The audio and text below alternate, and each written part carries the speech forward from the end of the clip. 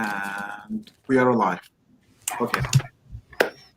Sure. Hello, everyone, and welcome to our another IT Governance Turkey's Coffee Talks.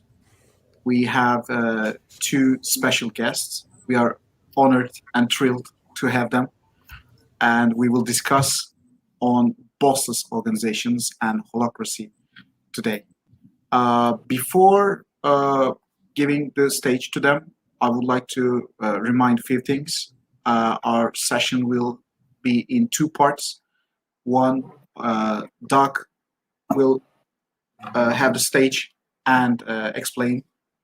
And after that, Özlem will take the stage and have a short Turkish introduction about what is Bossless organization and Holocracy to just wrap things up in Turkish.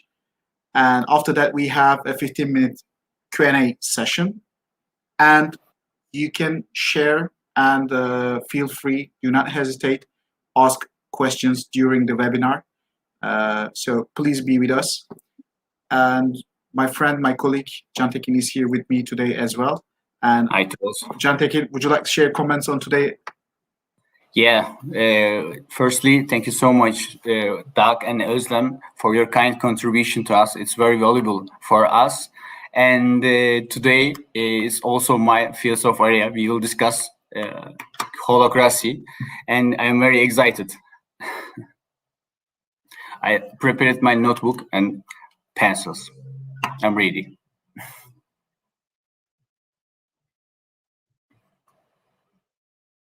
Kerem? So, Doug, the stage is, you can have the stage, and please enlighten us. Is this myth, or we're thinking utopia of the organizations?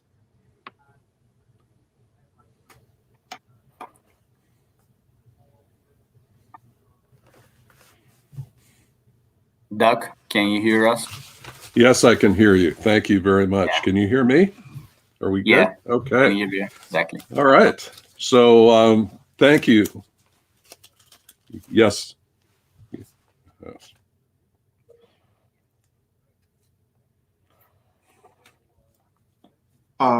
We can clearly hear you, and yeah. Okay. Yes, Doug. So the modern organization is broken.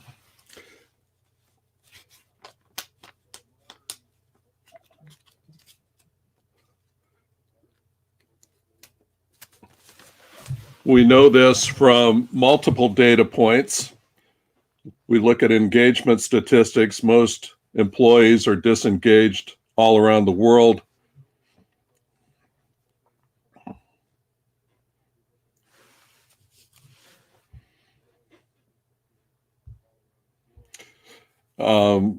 In the US alone, disengagement costs $500 billion per year.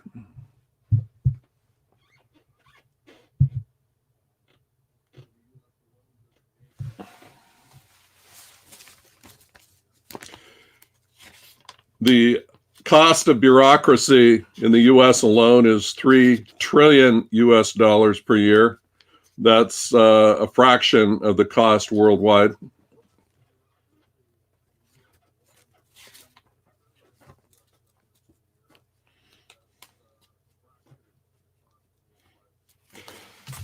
Surveys show that most executives do not feel that they can handle the complexity of modern business.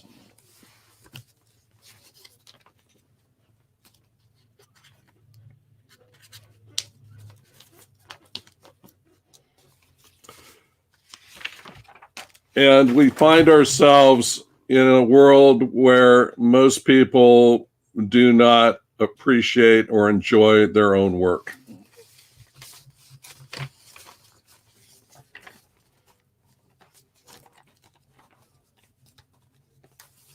Doug, can you hear me?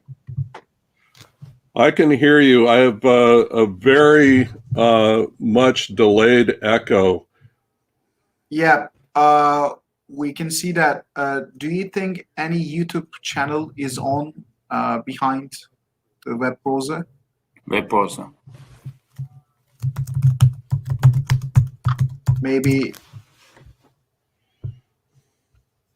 Yeah, I don't have that, so I wonder, like Kerem was asking Doug, do you have anything that's running behind, or do you want to log in again?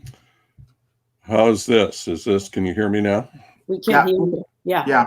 And I can hear you. And no And echo. I no longer have an echo. Good. Great. Yeah. It must be the YouTube channel in the background somewhere. Okay. Perfect. So, may I start over? Sure. It's our pleasure. The modern workplace, modern management is completely broken.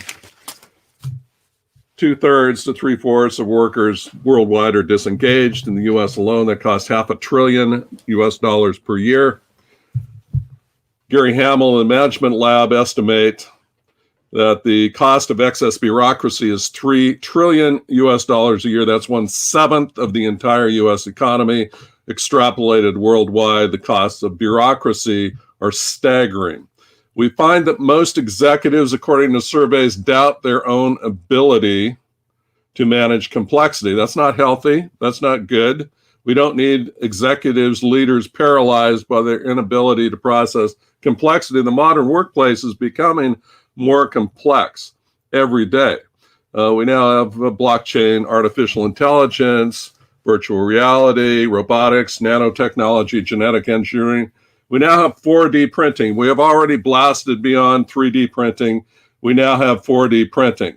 Is the world ready for this? Apparently not. Most executives can't process technology fast enough, and most executives doubt their own abilities to manage that. So is there a solution to this bureaucratic, terrible hell that we find ourselves in, where we wrap the experience of human beings in the bureaucratic language of human resources? And human beings are not resources. They're human beings. We talk about man hours as if women don't exist. We talk about head count as if people don't have bodies. We talk about direct reports as if people are file folders. Is there a solution to this bureaucratic purgatory in which we find ourselves? I'd like to think that the answer is yes. There is an answer to this. And the answer is about managing great complexity with great simplicity. This is Dee Hock. And Dee Hock is the founder of Visa, the credit card company. And Dee Hock famously said that complex rules cause simple, stupid behavior. Simple rules allow for complex, intelligent behavior. Can we create organizations that manage great complexity with great simplicity, that are as creative and innovative and leaderful as the people who work inside them? This is a top-down example of Swindon Circle. It's a roundabout based in England, in Swindon, England. It's actually 7 roundabouts in one. An inner ring, an outer ring, and 5 rings in the middle. And one can navigate from point A to point B through almost limitless number of points. But the point of it is, we need to understand 2 simple rules to navigate any roundabout in the world. The first rule is you yield to the cars already in the roundabout. And the second is that you yield you position your car in the correct lane for your exit. As long as you understand those 2 rules, you can navigate any roundabout. Sorry, Doug, for interruption. Maybe your headphones battery is going down. Because of that, there is a distribution. Well, the headphone battery right now is good. Yeah. Right. Yeah. Okay. Maybe time to time we can just say hello to you. Okay. Yeah, I'm hearing it fine. But that's fine. We can check that. So the idea of managing great complexity with great simplicity is one of the themes about which I am most passionate. So I have a story about that. And the story is that 31 years ago, a California entrepreneur named Chris Rufer pulled together a core team of about 24 people to work on a new project. And the project was to develop and operate a state-of-the-art food processing company. And the reason I know about this story is because I was part of that team. I was the financial controller of the team. And we were working out of a tiny farmhouse on a dusty canal bank here in Northern California. And it was March of 1990. And one day our founder walked into the farmhouse and said, I'd like to have a meeting of colleagues and discuss governance and how we can work better together. And so we said, sure. We got together that night in a trailer on the job site, sat around in a circle facing each other on steel folding chairs, and handed out a document called the Morningstar Colleague Principles. And the principles boiled down to two things. The first principle was that human beings should not use force or coercion against other human beings. If you think about that principle, it's the foundation of all law everywhere in the world. Every law against assault and battery, theft and burglary, kidnapping, murder, and all the rest is based on the principle that human beings shouldn't use force against other human beings. And the second principle is that people should do what they say they're going to do. They should keep their commitments to each other. If you think about that principle, it's also a principle of law. After all, contract law would mean nothing if parties didn't keep the promises that they made to each other. And so we discussed and debated these two principles for the better part of an evening. At the end of the evening, we just looked across the circle of chairs at each other and said, we have no objections to these principles. They make perfect sense. And so we adopted them as the entire governance of the enterprise. And when we walked out of the trailer, we were a self-managed enterprise. We still had a lot of work to do. This was March of 1990. So we had thousands of hectares, acres of tomatoes coming up out of the ground throughout the state of California. We had vital equipment arriving on ocean cargo freighters in the middle of the Atlantic Ocean, waiting to go through the Panama Canal. We had to hire hundreds of people to operate the factory and drive the trucks. We had contractors on the job site 24 hours a day, constructing, fabricating, welding, pulling wire. Finally, on July 16th of 1990, we turned on the factory and we produced 9 million pounds, that's 45 million kilograms of industrial tomato concentrate for the world market. We changed the cost structure of our entire industry almost overnight. So customers appreciated what we did. They wanted us to grow. So we added another factory and then another factory. We expanded our operations up and down the supply chain toward customers in remote warehouses across North America and toward the supply in terms of farming and harvesting and transplanting and trucking. In the process, we became the largest tomato processor in the world. And I believe everyone in North America has eaten our products. I believe millions more around the world have eaten our products as well. We export worldwide. We have never deviated from our two core principles. Don't use force and keep commitments. These are still the principles of self-management. They're still the principles of governance that apply today. No deviation. So this has some interesting implications. In 2010, business author Gary Hamel came out for a visit, spent the day. December 2011 issue of the Harvard Business Review put us on the cover, describing us as the world's most creatively managed company. And now the world wants to know, how does this work? How can this possibly work? How can you possibly be a self-managed enterprise? So we try to answer that as best we can. In 2008, we formed the Morningstar Self-Management Institute to promote the principles and practices Now that institute is dedicated internally to perfect organizational self-management inside the enterprise. But how does all this stuff work? Well, we start with principle. I mentioned the 2 core principles. They're just like a roundabout. Roundabout has 2 rules. Morningstar has 2 principles. D. Hawk said, simple rules allow for complex, intelligent behavior. So we start with principles. We take the first principle, don't use force. We think these 2 principles are the most foundational principles of human interaction. Doug, the first principle was not using force, right? Correct. Could you remind one more time, not using force and? Keeping commitments. Yeah, thank you. Yeah. So we think these 2 principles are the most foundational principles of human interaction. They are to human beings what gravity is to physics. So if you take the first principle of not using force, imagine a world where everyone abandoned the use of force. We wouldn't need armies or navies or police or locks on our doors. And we understand that's not reality. We know that's not realistic, but that's not really the point. The point is the closer we approach that ideal state, the better off we are as human beings, the more space we open up for human happiness, harmony, prosperity, and teamwork, and all the good things of life. Take the second principle. Imagine a world where every single person did what they said they were going to do.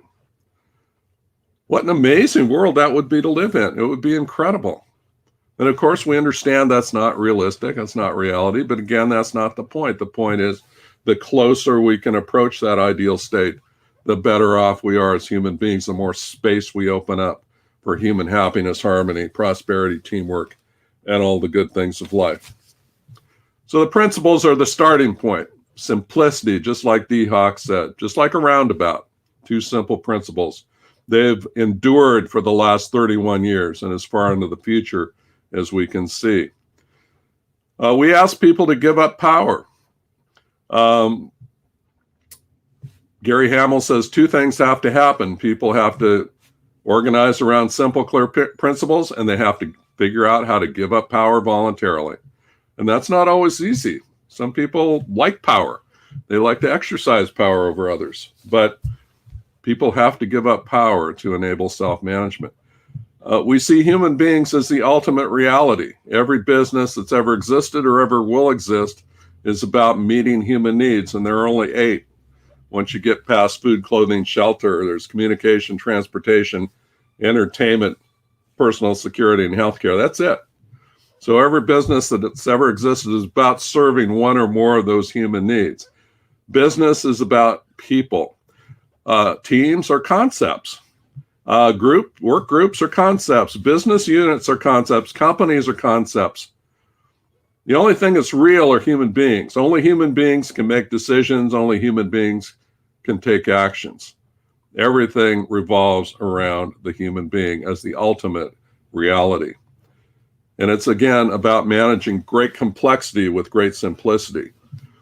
You can't grow from 0 to become a billion-dollar company that's the largest in its industry anywhere in the world based on 2 simple principles unless you figure out how to manage enormous complexity with great simplicity. The other thing that self-management does is it slashes what we call the management tax. Most companies are organized like this. So there's a boss, and then there are subordinates underneath the boss. And this illustration is 1 to 10. So on average, for every 10 workers, there's usually 1 manager. What does that mean? Well, it means that if a company scales from by a factor of 10 and grows from 10 workers to 100 workers, they don't just need 10 managers. Now they need 11 managers because the 10 managers need a manager. And that's how we add layers of complexity to businesses. The great opportunity of organizational self-management is that we can recognize that every single person is already a manager in his or her own personal life. Everyone is making gigantic life-changing decisions on their own without a boss. They're deciding where to go to school, what to do for a living, who to marry, whether to buy a house or a car. All those things are decided without a boss. It's only when one enters the portal of the workplace that people are considered too stupid to do anything without a boss. We can augment the existing management capabilities of every single person, equip people with commercial management skills, and suddenly we don't need the 10 bosses, or we can redeploy them to do things that are more strategic. And we don't need the boss of the 10 bosses. And we can save millions of dollars. Gary Hamel estimates $3 trillion in excess bureaucracy in the US alone. Self-management creates real leadership. So we have zero command authority. Because we don't allow the use of force, no one can tell another person what to do. No one can say, stop doing X and start doing Y. Everything is accomplished by request and response. Zero command authority. Zero means zero. This leads to natural leadership. If I have to earn the mantle of leadership through trust, respect, and communication, that makes me a stronger, better leader. If I just order people around and tell them what to do, that causes leadership muscles to atrophy, to get weaker. That makes for weaker, poorer leadership. Natural leadership is stronger, better leadership. And in a self-managed organization, everyone can be a leader to the degree they choose. Everyone can innovate to the degree they choose. We also try to gamify work. Go ahead. How can we identify the good leaders in these kind of organizations? The only metric for leadership is whether or not one has followers. So if someone has followers, they're a leader. If they don't have followers, they're not a leader. That's the only metric that counts. We try to gamify work in self-management. So people select metrics that make sense for them, scorecards that make sense for them.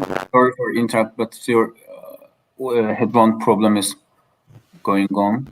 Okay.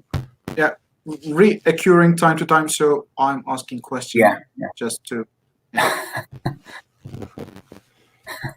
So should I continue? Yeah. Okay.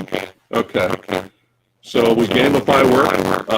No one has a boss telling them whether or not they're doing a good job. People have to be able to tell themselves. They do that through maintaining their own scorecards. We call those stepping stones toward perfection.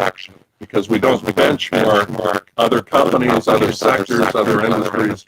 We benchmark perfection. Perfection for a cost metric is 0. Perfection for an efficiency metric is 100%. We think this unlocks blue sky innovation thinking, and we have lots of examples and stories about that. So how do we replace bureaucracy? We do it through contracts. We have a contract called the Colleague Letter of Understanding. No, sorry for interrupting. I'm so sorry, but the problem is going on right now. Maybe you can rejoin to our broadcast. Maybe we can solve. Or can we do it without the headphone, Doug? Maybe we'll hear you without. Maybe. So just take my headphone off. It does do a lot of echo right now, and Okay. I don't know if it's the headphone, but that's what John Tekin and Karen think it is. So maybe we can hear you without that. And maybe you can disconnect and you can. Yeah, and if that doesn't work, let's try that. Technology. Bluetooth still. Upgraded. So let's try. Okay. I love cable. Yeah, I love cable. Is this better? Yes. Yeah. Perfect. Thank you. Thank you so much, Doug. So we gamify work. We ask people to play the game of work. We benchmark perfection and great stories about people that are able to innovate and achieve great results on their own without impact or input from bosses.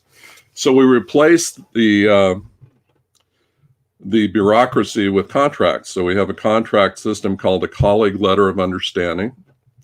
And the Colleague Letter of Understanding outlines the who, what, why, when, where, and how of work. It defines one's personal commercial mission. Why are you here? What does excellence look like in your role? How does what you do support the mission, vision, values, and principles of the enterprise? And we ask people to identify their services, their decision rights, the people with whom they connect, and all those things. So what we end up with is an organization that looks like this. This is the org chart of Morningstar. So there's no up or down, there's no east or west, there's no left or right or anything. There are only human beings connected to other human beings voluntarily, absent force and coercion. If this were a movie, it would be in constant motion as people renegotiate and reallocate their roles and responsibilities. This is Morningstar's org chart as defined by contract. So people say, well, this is one strange company in California. How can this possibly work? And I say, well, it's working in other places too. So there are a number of companies all around the world which are implementing a version, one kind of self-management or another. Hires the world's largest appliance manufacturer. Their visionary leader, Jean Ramin, organized the company of 70,000 people into 4,000 self-managed teams. Buurtzorg, 12,000 or so home healthcare nurses, all self-managed. Jaipur Rugs, a very visionary leader. They call him the Gandhi of the textile industry in Jaipur, India. Nankishore Chowdhury has organized 40,000 carpet weavers of luxury carpets into self-management throughout India.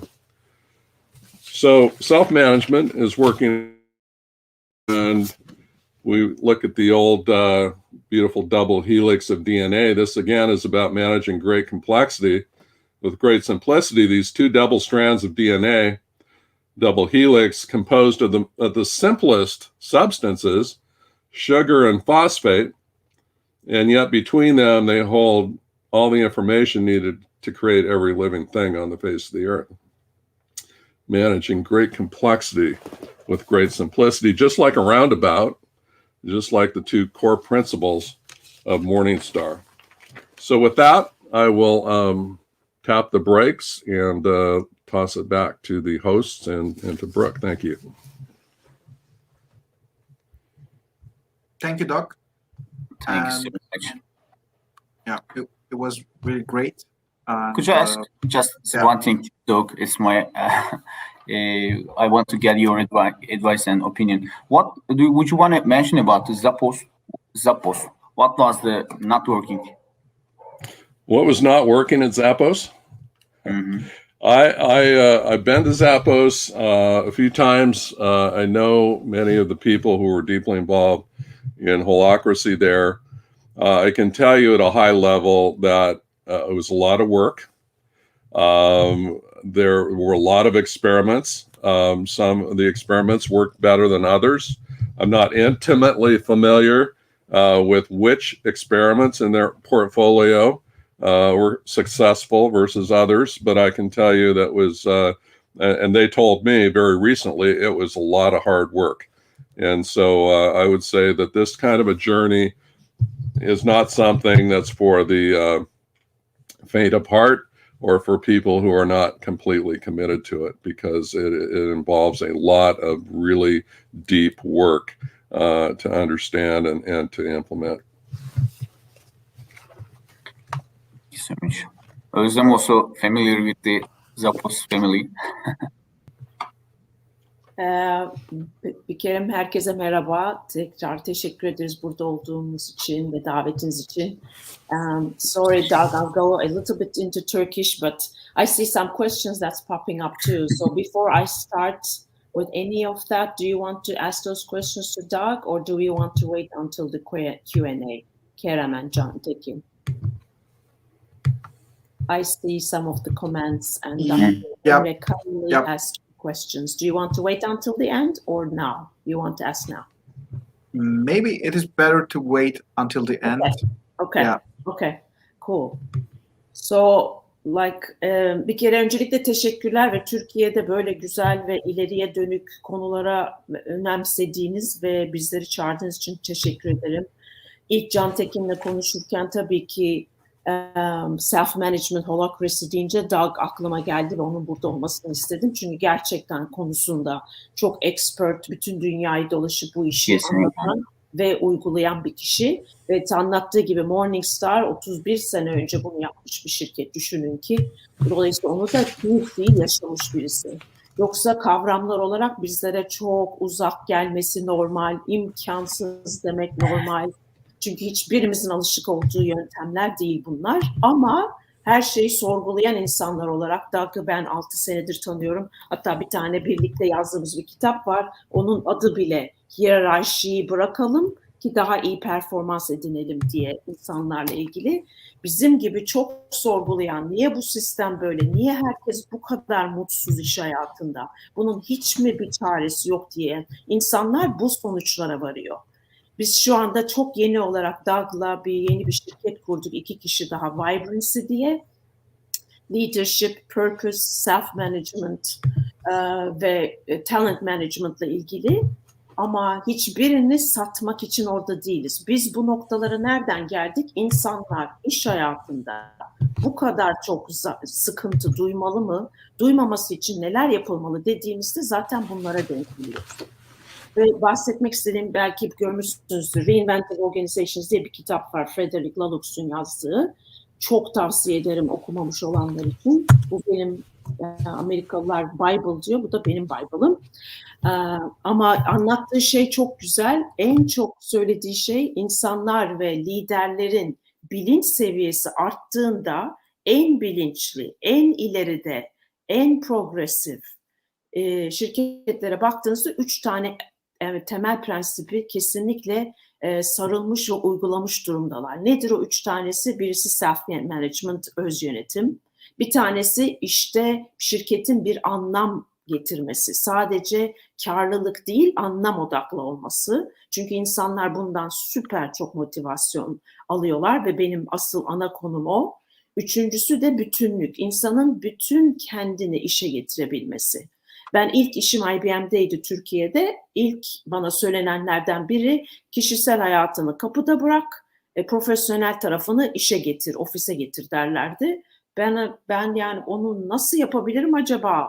Hani oğlum hastayken ben tabii ki işte de onu düşüneceğim. Tabii ki özel hayatımın bir parçası da benimle birlikte işe gelecek diye sorguladığımda, bunlar konuşulmayan zamanlardı tabii 25 sene önce, ama ben hep bunları sorgulamıştım. Nedir amacım? Niye IBM'de çalışıyorum? Kime katkım var? Kime bir etkim ve pozitif bir etkin oluyor diye. Neyse ki öyle bir zamana geldi ki en azından bunlar konuşuluyor. Uygulayanların sayısı daha az maalesef, Amerika'da da, dünyada da. Ama Doug'ın verdiği örnekteki gibi hiç ummadığınız bir ülkede, Hindistan'da, bu rug halı şirketi mesela bunu çok güzel uyguluyor. Kaç bin kişisiyle. Çünkü bunları ilk düşündüğümüzde ne diyoruz? 10-20 kişilik şirkette olur. Amerika'da olur ama bizde olmaz, Türkiye'de. Hiç, bunlar hep çok sınırlı düşünmelerden meydana geliyor ve hiç denemediğimiz için. Hiçbir zaman insanlara kendileri olmaya özgürlüğünü denemediğimiz için bence oluyor. Bunun tersini yapan, işte ne bileyim, Yemek Sepeti bambaşka şeyler yapabildi. Görüyorum ve duyuyorum, Getir çok güzel şeyler yapıyor. Hepsinin detayını bilemem, %100 de arkalarında duramam şu anda. Amerika'da yaşadığım için 22 senedir, ama Türkiye'yi takip ettiğim zamanda da çok yeniliklere açık olan liderler, eğer buna inanırlarsa, Doug'ın söylediği gibi, if you don't believe it, you can't do it. Yani kendi inanışlarını önce sorgulaman lazım. Ben insanların böyle çalışabileceğine inanmıyorum deyip kapıyı kapadığınızda imkanı yok, denemeyeceksiniz. Ama acaba Hindistan'da bir şirket bunu yapmış, Çin'de bir şirket 40 bin kişiyle bunu yapmış, Türkiye'de neden olmasın, ben bunu deneyeyim dediğiniz anda biraz kapılar açılıp biraz daha yeniliklere açık olabiliyorsunuz. Onun dışında bahsettiği, hep Gary Hamel diye Doug bahsetti, bu Holocracy tamamıyla onun anlattığı konuları çok içeren bir kitap. Bürokrasinin nasıl büyük bir kostu var, nasıl büyük bir sonuç yaratıyor bütün dünya için, bütün insanlık için, şirketler için. Gerçekten anlattığı gibi Doug'ın 10 kişi olduğunda hemen bir müdür. Hemen ben IBM'de çalışırken CEO'suyla herhalde 8-9 seviye farkım vardı. Yani benim ne yaptığımdan, benim müşterim benden ne istiyor anlaması tabii böyle bir durumda mümkün değil.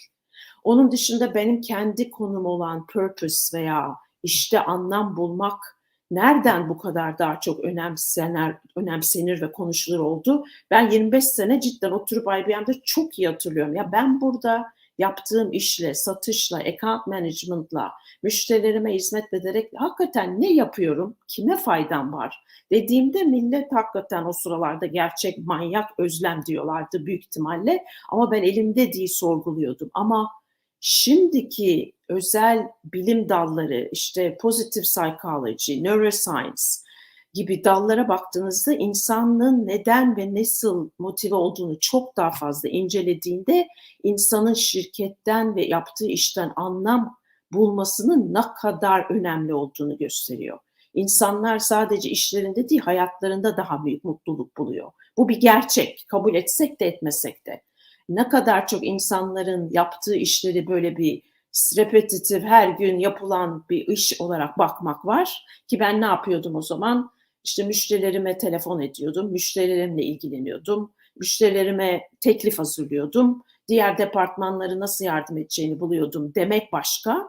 Ben müşterilerime daha iyi hizmet veriyorum ki onlar da kendi müşterilerine daha iyi hizmet versin. Ben IBM'in en güzel makinelerini onların önüne sunuyorum ki onlar da daha iyi hizmet verebilsin demek bambaşka. Ay işte ben her gün tık tık tık tık bunları yapıyorum demek bambaşka. Tabii ortamımız ve Türkiye ortamı henüz bunları %100 algılayacak durumda değil. O da bir gerçek. Doug'ın söylediği gibi bunlar unrealistik ve çok gerçekçi gözükmüyor olabilir. Ama nedir yapmak istediğimiz? Adım adım, küçük adımlarla bile oraya yaklaşabilmek amaç. Ve ben Türkiye'de geldiğimde sağ olsunlar çok panelde ve konuşmacı oluyorum. İnanamıyorum sizler gibi insanların bu ortamda bu kadar güzel şeyler yaptığına. Bu insanlarla, sizlerle bunlar gelişecek ve olacak. İşte uluslararası şirketler bunları benimsedikçe Türkiye'deki uluslararası şirketlerin bacakları da bunu daha çok benimseyecek. Türkiye'de tabii en büyük sorunumuz Amerika ile karşılaştığımız güvensizlik müthiş yüksek. O yüzden böyle insanlara güvenip sen ne istiyorsan yap, neye karar verirsen ver demek inanılmaz zor. Onun çok farkındayım. Ama adım adım birleşerek belki ilk olarak bir departmanda, belki bir küçük şirkette, belki şirketin küçük kısımlarında başlayarak bunun olabileceğini başkalarına göstermek ve öbür insanların da bunu gözlemlemesi süper, elzem önemli. Ama yapamayız, Türkiye'de bu olmaz dediğiniz anda iş bitiyor.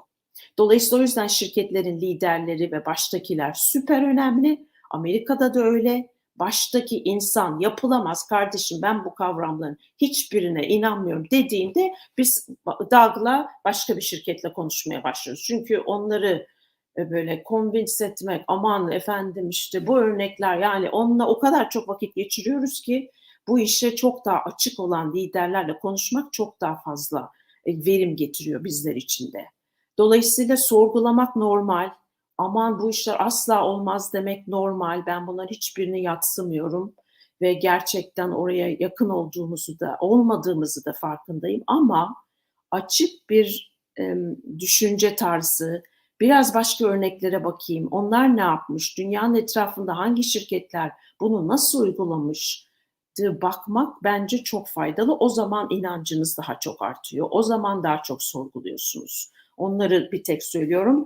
Bir de tabii dediğim gibi mesela anlam, purpose, kendi kararını vermek Drive kitabında Daniel Pink'te de anlatılıyor. Eskiden insanların motivasyonu neydi? Daha çok para kazanırlarsa, işte daha çok teşekkür ederim derse. Şimdi çok daha içselleştirdiğimiz konular önemli. Ve hakikaten bunların içinde de onun söylediği gibi otonomi nedir? Kendi kararını verebilmek. Purpose nedir? Anlam bulmak. Üçüncüsü yine bir bütün insan olarak şirkete gelmek. Sadece profesyonel Özlem gelmiyor. Ben bütünüyle Özlem olarak çalışıyorum. Ve böyle bir şirkette ben burada profesyonel hayatımda çalıştım ve farkını gerçekten hissediyorsunuz. o şirkette daha çok çalışmak istiyorsunuz. Gerçekten müthiş büyük bir fark yaratıyor. Dolayısıyla ben de pardon Cantekin, tabii ki sorabilirsin. Yok, kesinlikle dinliyorsun. Lütfen Evet. devam edebiliriz. Ya ben de o yüzden mesela profesyonel hayattan çıktıktan sonra ilk şirketim kendi purpose'ını, kendi anlamını, kendi yeteneklerini kullanan insanlara yardımcı olmaktı. O insanları gördükçe insanlarda nasıl inanılmaz bir potansiyel var ama iş hayatında kullanamıyor deyince ikinci işim Purposeful Business'ı başlattım. Çünkü anladım ki liderlerle çalışmazsak bu iş değişmeyecek. Eski inanışlar hala çok revaçta. Bu zaman insanların gördüğüm tek coaching yaptığım insanlar bütün potansiyellerini havada bırakıyor. Herkes Doug'ın anlattığı gibi bürokratik şeylerle hiçbir zaman insan hayatında önem sağlamayan anlamsız administratif işlerle uğraşıyor. Bir sürü insan hayatı boşa gidiyor. Gerçekten boşa gidiyor. Bunları gördükçe tabii ben de liderlerle çalışmaya başladım. Üçüncü iş bu vibrancy'yi Doug'la kurmamızın sebebi de hepimiz birlikte çok daha fazla işe yarayabiliyoruz değil mi? Özlem bir tek bir şey yapabilir belki ama Doug ve iki arkadaşımla daha çok daha bütünsel, güzel yardım edebileceğiz. Özellikle Covid sonrasında çok şirketin yardıma ihtiyacı var. Hibrit çalışmaya başlamak için, işte uzaktan çalışmayı benimsemek için eskiye asla dönemeyiz. Dönmek istediğinizde de Amerika'da bu istatistikler çıkmaya başladı. Eğer herkesi şirkete çağırıp hiç onları dinlemeden hadi gelin işe derseniz hepsi işi bırakmaya başladı. Yeni bir iş buldukları için de değil. Ben asla böyle çalışamam dedikleri için.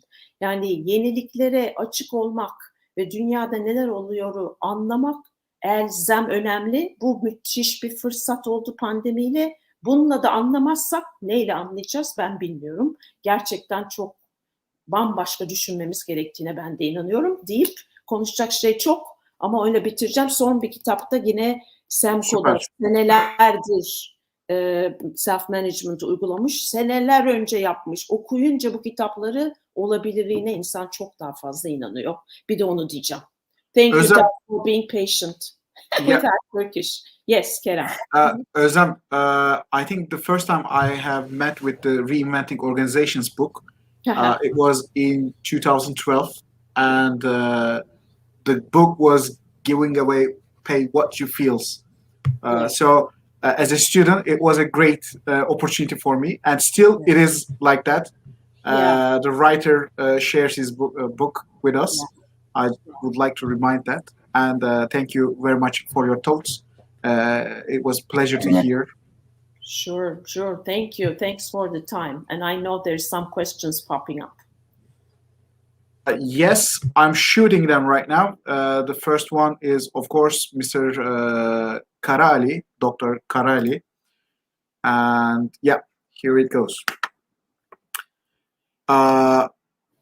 It started with but it was, I think, a comment after Doc's presentation. What if we don't assume that everybody is good at managing? Is it easy to be boss, manager, coordinator, leader? I would argue it is not. For example,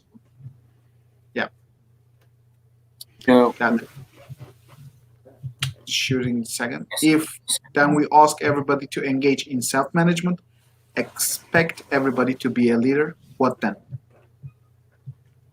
Doug, since this you were talking, you could go. Yeah, so not everyone's great at self-management.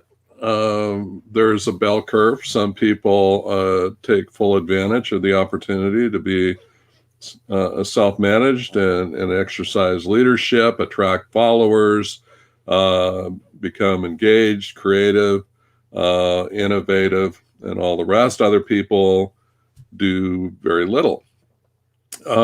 Self-management helps everybody to some degree. Some people, it might just help a little bit, but it helps everyone to some degree. Now, if someone wants to be told what to do, they don't want to be a leader, they want to exercise very little agency and autonomy and freedom in the workplace, that may be okay. Maybe the role is very simple. Maybe their only job is to come in the morning and turn on the lights. If we need someone to come in and turn on the lights and someone's willing to do it the way they're instructed, and it works for both parties and both parties agree to that arrangement, that's perfectly okay. There's nothing wrong with that. It's not going to be worth very much. It's not going to be worth as much as someone who sees visionary opportunities as a leader and invites people on a journey toward leadership.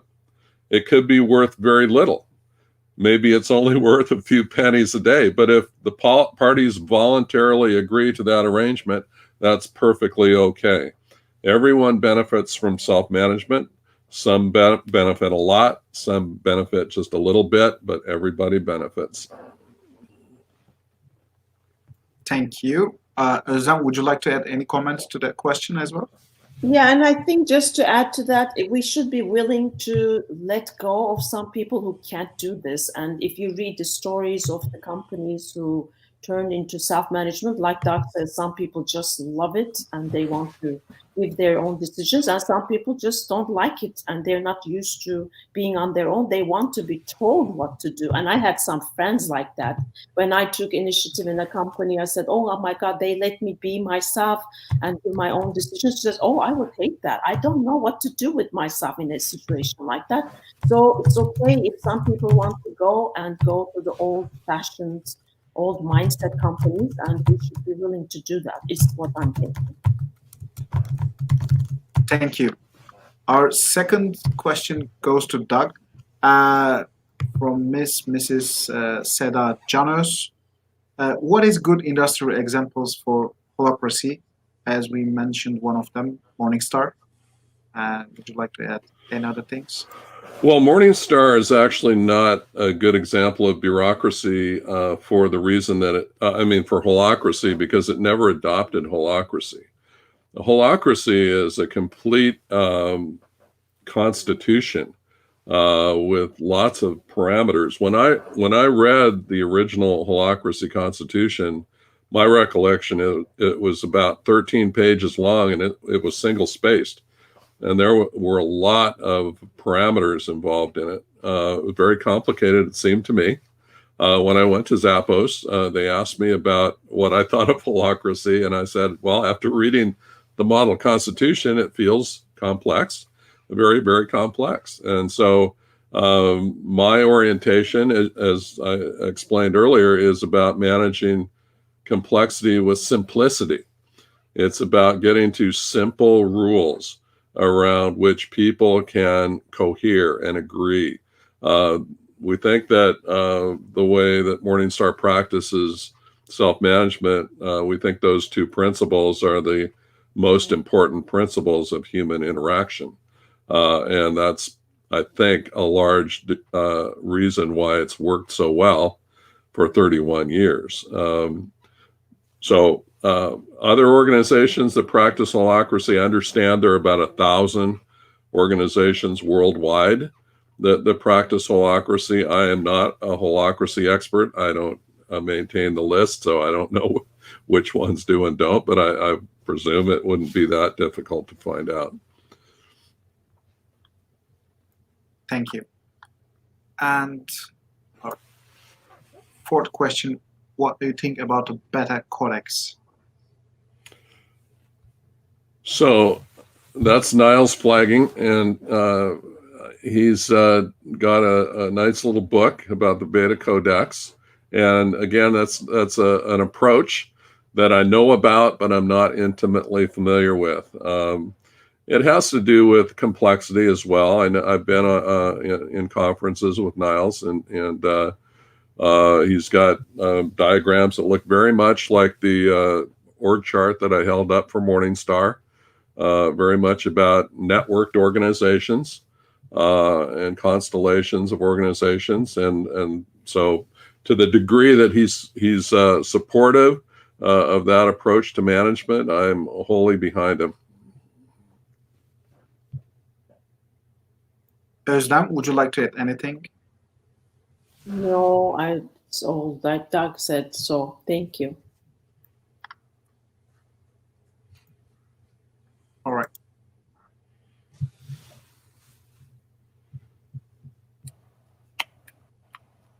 Kerem, your Oh, microphone. sorry, I muted myself. Can we say that less is more for management approach? Absolutely. Absolutely true. Management, as Gary Hamel explains, is the least efficient activity in which any organization engages. It is bloated, it is expensive, it is inefficient. Companies would be much better off if they could focus on their customers and their core competencies and delivering value to their customers, and much less on the bureaucratic overhead that accompanies those activities. So the more we can strip away the inefficiencies of traditional management, the better off we are. Most organizations are structured like vertical hierarchical pyramids with a few people on top and everyone else at the bottom. Pyramids are tombs, literally in the case of Egypt, but in the case of organizations, they're tombs where creativity and innovation and leadership go to die. We need to create organizations that are much more like networked organizations, like the diagram I shared earlier. Definitely. I'm fully agree with this opinion. I think we don't need good management. We need less management, in my opinion. Agreed. Finally, how can governments implement self-management? So this is this is the challenge of our day, is it not? Governments, almost by definition, bureaucracies, at least in the United States, once a bureaucracy is created or a new agency is created, it never goes away.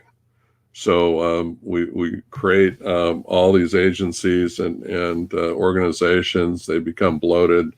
They add to their budgets year after year after year. They never go away. And so the bureaucratic mindset is one of self-preservation and risk reduction and maintaining budget and growth and stability and just kind of safety. So governments aren't naturally oriented toward figuring out how to become more efficient. They're just not.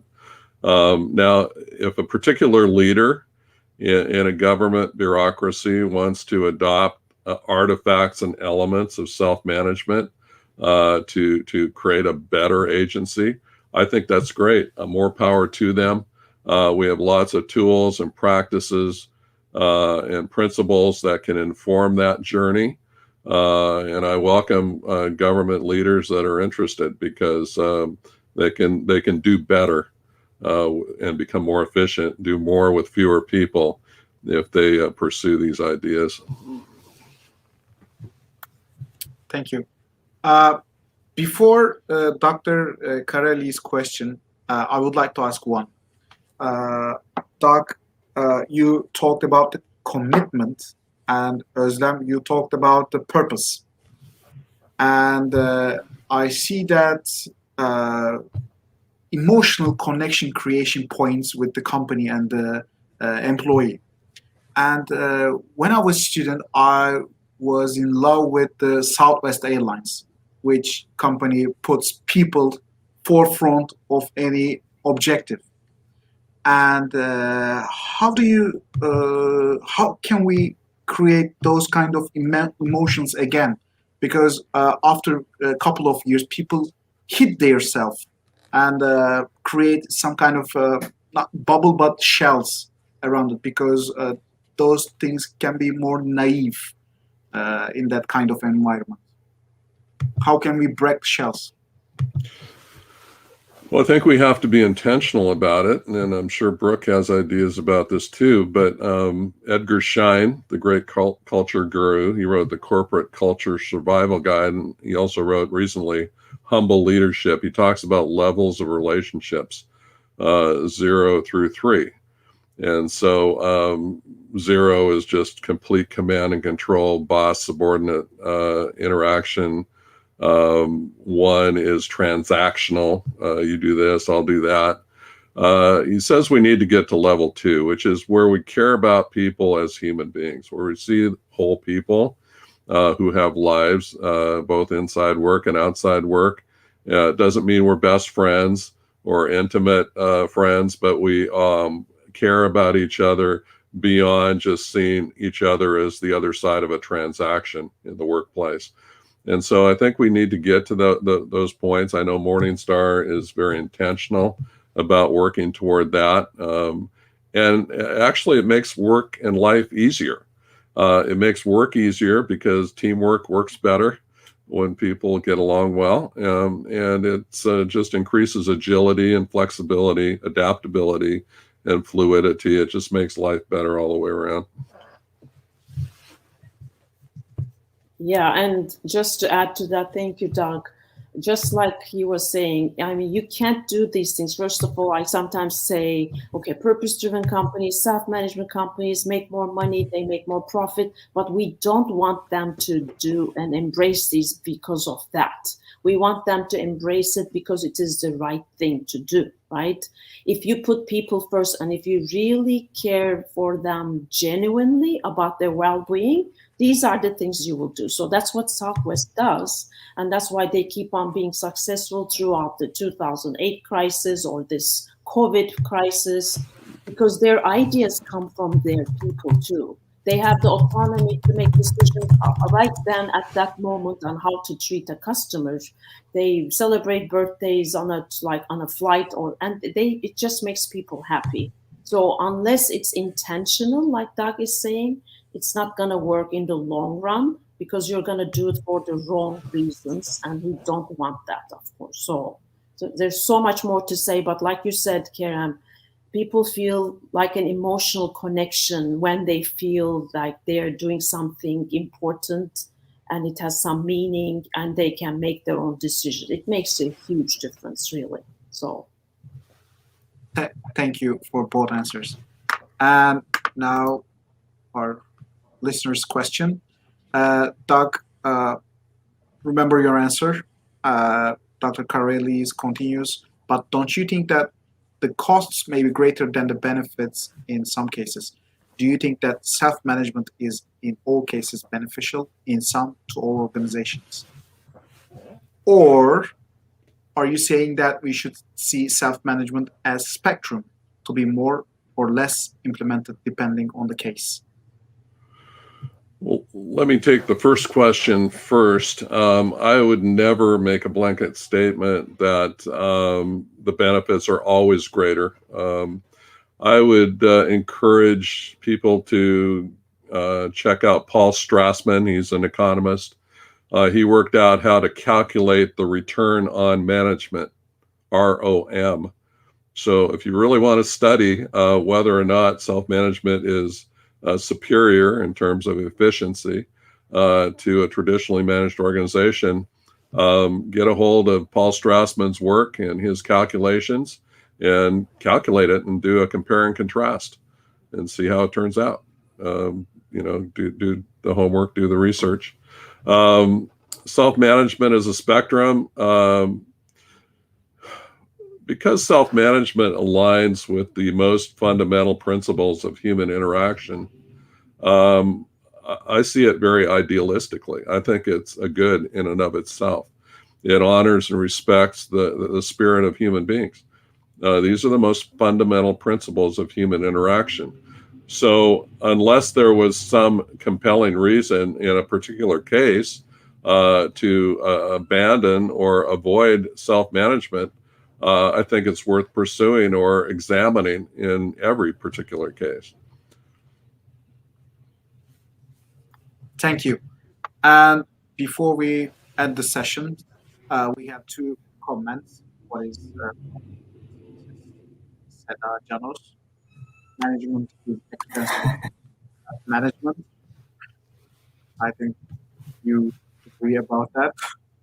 And the other one is in this century, we must stop managing companies with 20th century experiences. Those are thinkers. Now we hire well-educated people, and they can decide how to create value. I would like to add that something to that comment. When I graduated from MBA, when I got hired in my first, in my mind, I was creating value links, how we can create value to customers, to our employee experiences. So I definitely agree on that, in my humble opinion. So, would you like to anything before we end? Doug, Özlem? I just want to thank you for the opportunity to share and to engage and answer a few questions. This is my passion. It's what I love to do, and appreciate the chance to do it. So thank you. The same here. Thank you for inviting us, John Tekin, and getting linked on LinkedIn, which you can all do if you have other further questions for each one of us. And just like as an end note, like I've been told when I first started working, customer first comes first, and then the profit, and then the people. Now I feel like, okay, it's always your people first. When they're happy, they're going to make your customers happy. And when customers are going to happy, then they're going to buy more from you and be happy with you. And that's like a byproduct is the profit. So that's my ending, like, words for all of you, and hopefully you enjoyed it. Thank you. So it was our pleasure. Yeah, John Tekin, please go ahead. And I feel right now so energetic and excited because it was a great session.